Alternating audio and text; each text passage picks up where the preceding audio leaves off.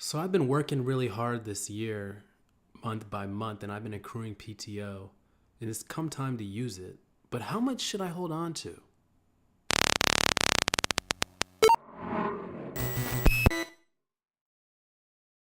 Hey guys, ECRG here, back with another video.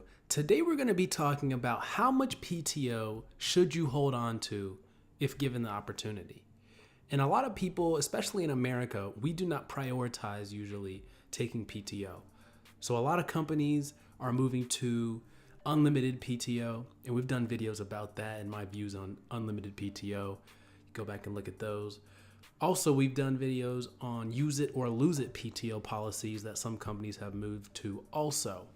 And we've also done videos on that talking about how I view those. But just to summarize real quick, I'm a big fan of use it or lose it, not a big fan of unlimited PTO. But how much should you hold on to? You know, just in case there's like an emergency, a family emergency, and you need to take off a couple days, or in case you have an appointment that you want to attend and you just want to take the day off, or something like that. I'm not talking about, you have planned PTO and you're going to use it. I'm talking about how much do you keep in the bank? How much to hold on to? Just in case you want to prevent some burnout or something like that. You just want to use a day. And I've come to the answer that about 30 hours. I'm sorry, not 30 days. We don't get that much. We're not in Europe over here in the USA. But about 30 hours is the perfect amount of time. And here's why. If you have more than 30 hours, let's say you got 40 or 50 hours, as the year goes on, let's say it's August, September, it's going to become harder and harder to use that time because a lot of people are going to be taking time off. You're going to have to find a backup for your role. Someone else is going to have to cover you, but there may not be anybody to cover because other people are going to be using PTO also. 30 hours is a good amount because that's about 3.5 days. Yeah, about a little over 3.5, a little over 3.5 days, under 4. And if there's an emergency that comes up, you have some days in the bank. You can take off a couple of days if necessary. And if you only have 3.5 days, that means you probably use some for a vacation or something earlier in the year.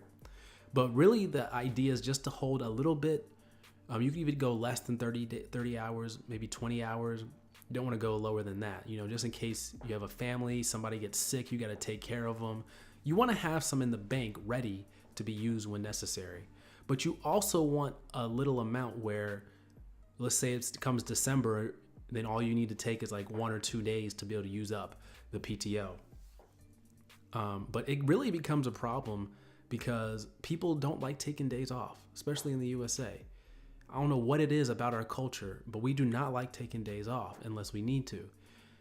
And I think we should really become self-aware about that and understand, there's nothing wrong with taking a day off and just sitting at home all day.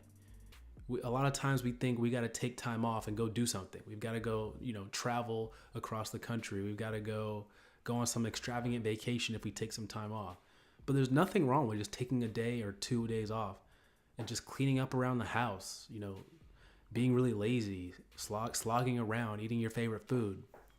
There's nothing wrong with that. And I think that becomes really hard for us to, think we're going to think we're wasting our PTO if we're just doing that. But oftentimes, if you're in a use it or lose it PTO system, or even if you're in an unlimited system, you're wasting it by not using it because the system is set up for you to use it because you've earned it, you've accrued it. So use that PTO, guys. Do not be afraid to use it. And, I've come to, over the years in the research industry, I've come to realize that about 30 hours is probably the max. But in between 20 and 30 hours is probably right where you want to be, just in case you've got some things come up and you want to be able to take a couple days off for it. So hope this video was helpful. I know a lot of people who haven't worked a full-time job before with PTO benefits may not know that, and especially the first couple of years, they may just accrue those hours and not really know, how to use them or how much they should save for that. So don't be afraid to use those PTO days. We've talked about that a number of times on this channel, how you need to use your PTO. And especially as the year progresses on, August, September, October, you're getting some holidays in there. So go ahead and combine them with some PTO days and get yourself a really, really long holiday.